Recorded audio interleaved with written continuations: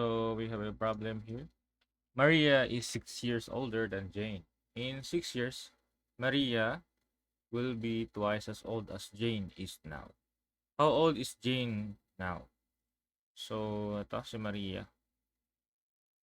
Si Jane. So now, Maria is 6 years older than Jane. So sabihin natin si Jane, siya si X.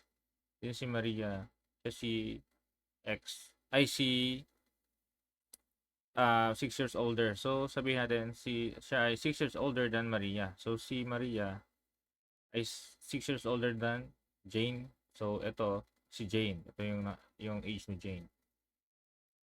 So dito, in 6 years, Maria will be twice as old as is Jane now. So 6 years. So dito, mag-add tayo ng 6, no? Plus 6.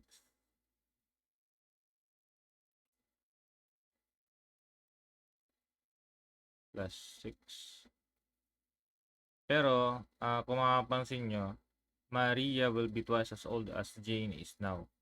So, si Jane ay hindi natin gagamitin yung 6 years in 6 years, no? Gagamitin natin yung now niya na age. So, ito lang yung gagamitin natin.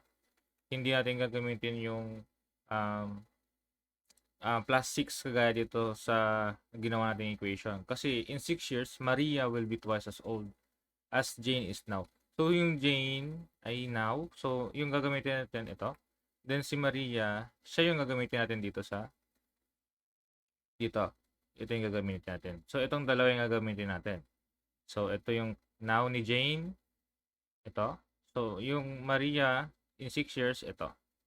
So, ganyan. So, minsan, kagaya dito sa kabila, ay yung ginagamit lagi natin dito di ba? Pero kasi yung kagaya dito, yung sinasabi is yung pareho. 8 years ago, the father was 4 times as old as his son. So, walang now na sinabi.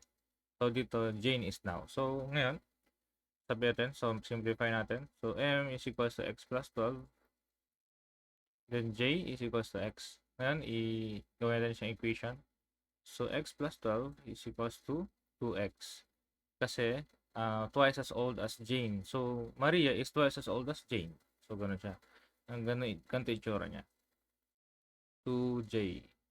Ganyan itsura niya. So, ito si J. Ito si J. So, dito tayo. So, simplify natin. So, lipat natin si X dito. So, X is equals to ito.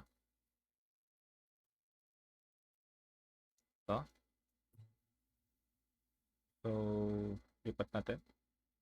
Naging X siya.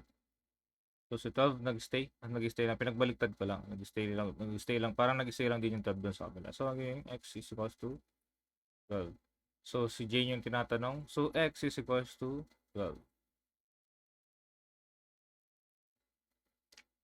So, kung gusto yung kunin si Maria, plus nyo lang